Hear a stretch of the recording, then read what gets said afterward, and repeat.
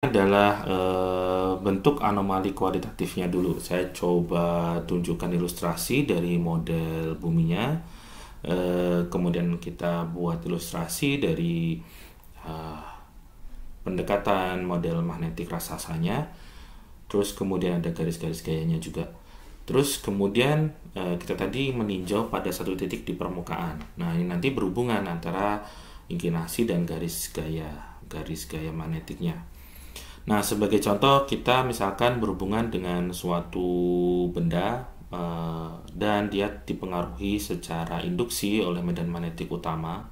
Medan magnetik utama di sini mungkin sering digunakan simbol H ya. Jadi mungkin ini kita harus berhati-hati. Tapi kalau kita coba perhatikan komponen tadi, ini berhubungan dengan bagian F karena total fieldnya ya. Jadi mungkin saya coba tutup dulu yang ini supaya tidak bingung gitu ya. Jadi memang harus butuh pemahaman terkait dengan simbol-simbol kalau kita menggunakan sumber dari buku teks yang berbeda. Jadi misalkan medan magnetik utamanya seperti ini, dan kemudian ini karena komponen total arah medan magnetik utama pada suatu titik di permukaan bumi, kita perlu mengetahui kurang lebih perkiraan kondisi di permukaan buminya itu di sebelah mana begitu ya. Kemudian ada penjelasan di sini, ada arah kutub dan ada arah ekuator. Arah kutubnya itu kita tidak tahu kutub selatan atau kutub utara begitu ya. Tapi di sini saya coba berikan keterangan tambahan, ada utara dan S ini selatan, ada U itu utara, S itu selatan. Jadi di sana itu mendekati arah ke utara, kutub utara, di sana mendekati ke arah ekuator atau ke sebelah selatan begitu ya. Nah, di sini diketahui karena bentuk dari medan komponen totalnya kurang lebih ini ditunjukkan masuk, dan kurang lebih arah magnetisasi dari benda di bawah permukaannya ini juga masuk seperti ini. Nah, karena bentuknya ini masuk, maka ini berhubungan dengan inklinasi yang positif.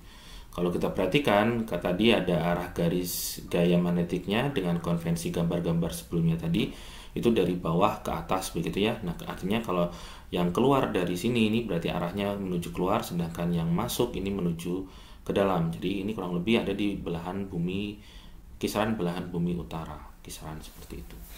Nah, dari sini mudah-mudahan bisa dibayangkan untuk skema ini. Kemudian benda yang sifatnya magnetik ini juga memiliki garis-garis gaya magnet seperti ini. Nah, makin rapat garis gaya magnet, kalau kita belajar teori potensial, itu akan memberikan kuat medan magnet yang lebih kuat. Kekuatan kuat medan magnetnya lebih kuat pada garis-garis gaya yang yang lebih rapat. Dan mungkin sebenarnya yang di bagian sini kalau kita perhatikan ini lurusnya seperti ini. Nah, kalau kita punya magnet gitu ya, biasanya kalau di ujung-ujung magnetnya ini misalkan kutub utaranya, ini kutub selatan. Nah, biasanya yang bagian kutubnya itu memiliki kuat medan yang paling kuat. Jadi gaya tariknya di sini yang paling kuat begitu ya. Kalau misalkan ini bentuknya vertikal, itu yang paling kuat yang ada di sebelah sini. Nah, nanti pola anomali magnetik akibat benda ini itu nanti bisa ditunjukkan dari pola kurang lebih seperti ini. Nah, di sini nilainya positif karena berhubungan dengan bagian yang sebelah sini dari magnet, sedangkan yang ini memberikan respon yang negatif tetapi lebih rendah dibandingkan yang bagian ini. Karena ini posisinya relatif lebih dalam, sedangkan ini yang relatif lebih dangkal. Ini relatif lebih besar, ini lebih kecil. Dan kalau kita perhatikan, arah dari inklinasi ini juga kurang lebih sejajar dengan arah dari garis seperti ini. Nah, ini untuk kontrasubstitutabilitas yang positif. Itu ilustrasinya. Jadi kalau misalkan nanti ada di inklinasi yang di bagian selatan, mungkin Anda bisa membuat rekonstruksi yang yang bisa terbayang dari gambar ini begitu ya. Oke.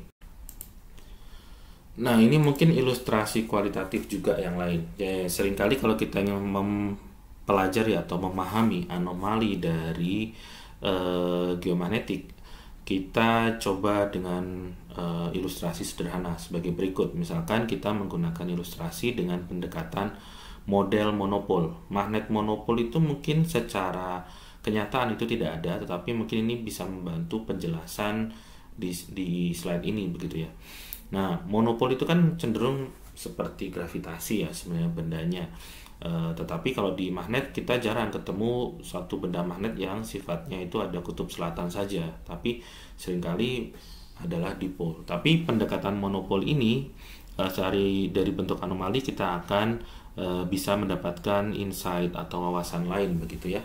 Kita coba lihat, misalkan kita melakukan pendekatan monopol yang artinya untuk kutub utaranya itu berada pada posisi jauh tak hingga di bagian bawah permukaan begitu. Nah, kemudian dari sini kita akan mendapatkan pola anomali yang seperti gravity, cenderung ke positif semua. Nah, seperti yang disampaikan tadi, karena bentuk monopol itu di alam itu relatif tidak ada gitu ya, tidak eksis gitu ya, hanya hipotesis atau imajiner konsep gitu. Nah, mungkin kita coba melihat kalau bentuknya dipol. Di sini ditunjukkan misalkan hanya ada dua bagian saja, bagian kutub selatan di bagian yang dekat dengan permukaan dan bagian utara yang ada jauh lebih dalam dibandingkan yang bagian selatan, kutub selatannya. Nah, kalau kita perhatikan, misalkan kita ingin melihat pengaruh dari komponen kutub selatan, ini bentuknya mungkin mirip seperti yang awal tadi, seperti ini. Jadi grafiknya adalah yang ini.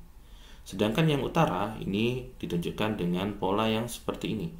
Nah, ini ditunjukkan karena nilainya negatif, karena konvensinya dua kutub tadi sudah kita tunjukkan berbeda.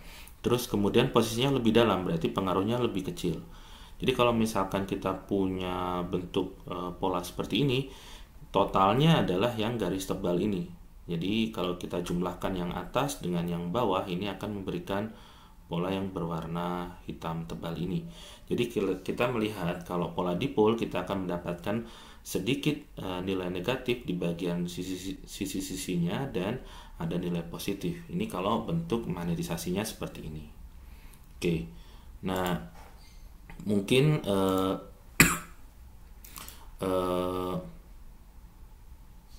kalau saya coba gunakan ilustrasi ya, ini mungkin ada di bentuk yang polanya seperti ini, berarti masuk ke ini berarti di kutub utara, kurang lebih benda-benda di kutub utara. Kalau bendanya itu terpengaruh kuat dengan medan magnetik induksi, ya kurang lebih ini adalah ilustrasi ketika ada di bagian utara, kutub utara. Sedangkan kalau misalkan di bagian di bagian belahan bumi utara seperti tadi, mungkin ilustrasinya adalah seperti ini begitu ya. Misalkan di pulau Jepang, misalkan di negara Jepang gitu ya. Nah, mungkin dipolnya arahnya kurang lebih seperti ini, sejajar dengan arah medan magnetik induksi utama. Kalau tidak ada komponen remanent magnetization atau selain medan magnetik induksi, ya mungkin kita bisa menggunakan pendekatan yang seperti ini. Ini contohnya. Di sini kalau kita punya bentuk seperti ini, kalau misalkan bodinya kotak seperti ini diilustrasikan, ada dua bagian dengan kurang lebih bagian tengahnya seperti dari diagonal inilah, kurang lebih dari diagonal kotak ini. Jadi di sini kurang lebih kita harus menunjukkan ada 4 sisi, ada sisi 1, 2, 3, 4. Nah, kita coba rekonstruksi pola anomalinya. Yang 1 dan 2 ini masih sama seperti ini, jadi kita akan mendapatkan pola seperti ini. Sedangkan yang bagian 3 ini hanya ada di bagian sisi sebelah sini saja dan nilainya itu berarti kan negatif, dan kita bisa tunjukkan polanya seperti ini misalkan. Nah, kemudian yang selatan yang di sebelah sisi keempat ini polanya yang sebelah sini. Oke. Nah, dari situ kalau dijumlah 1, 2, 3, 4 itu adalah gambar yang berwarna garis hitam tebal ini. Nah, pola anomalinya ini mirip seperti pola yang tadi kita coba tunjukkan secara kualitatifnya. Jadi kalau Anda diminta menggambarkan pola anomali secara kualitatif dari medan geomagnetik, diketahui misalkan kontrasuseptibilitasnya ini positif dan arah magnetisasinya seperti apa, Anda bisa gambarkan dengan baik. Oke, nah kemudian kalau contoh-contoh dari software yang mungkin Anda gunakan, ini mungkin ilustrasinya. Jadi di software itu perlu didefinisikan juga arah lintasannya itu di mana. Mungkin digambar tidak ada ya di penampang software-software itu. Tapi kita seharusnya bisa memahami yang mana di bagian selatan dan mana bagian utara. Dari pola-pola anomali, misalkan kita punya benda bentuknya seperti ini, dari bentuk poligon, misalkan kontrasuseptibilitasnya positif, dan kita punya bentuk pola anomali yang seperti ini, nah kita bisa melihat dari nilai inklinasi atau nilai deklinasinya. Biasanya ada informasi lain. Ini misalkan berkaitan dengan inklinasi positif, berarti ini arah medan magnetik utamanya ke sebelah sini ya, arah panahnya dari atas ke bawah, masuk ke bawah. Nah ini mungkin kalau software yang lain misalkan Anda gunakan, nah perlu dicek untuk arah inklinasi, terutama inklinasi. Kalau deklinasi mungkin tidak terlalu berpengaruh banyak, tetapi mungkin inklinasi perlu berhati-hati untuk menuju ke ini. Nah di sana biasanya kalau kita berhubungan dengan software 2 dimensi itu ada istilah lain, yaitu azimut. Azimut itu adalah arah dari lintasan. Tergantung konvensi dari pembuat software untuk menggunakan arah lintasan dari azimutnya. Oke, maaf. Nah, azimut itu misalkan kalau kita gunakan software ini, konvensinya adalah azimut 0 derajat itu adalah menuju utara. Jadi kalau misalkan digunakan azimutnya misalkan 90 derajat, berarti dia itu ke arah timur, begitu ya. Kalau azimutnya 180 derajat berarti menuju ke selatan, jadi sebelah sini adalah selatan. Tapi kalau 0 derajat di sini adalah utara.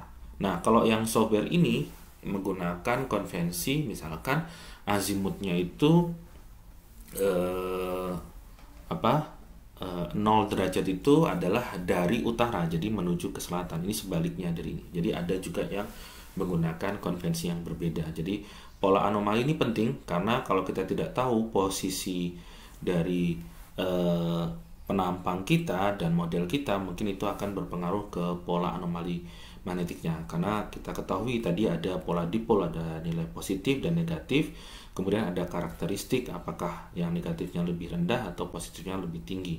Itu untuk satu body. Kalau bodinya lebih kompleks mungkin akan lebih kompleks lagi dari variasi anomali geomagnetiknya. Oke, ini sekilas terkait dengan penggunaan beberapa software yang mungkin bisa jadi perhatian. Nah, mungkin ini sebaliknya. Kalau yang tadi dari slide sebelumnya posisinya adalah selatan utara, yang slide berikutnya ini adalah utara selatan. Berarti di sini azimutnya 180, sedangkan di sini azimutnya 0 derajat. Kalau kita mau membuat penampang yang sebaliknya itu juga bisa.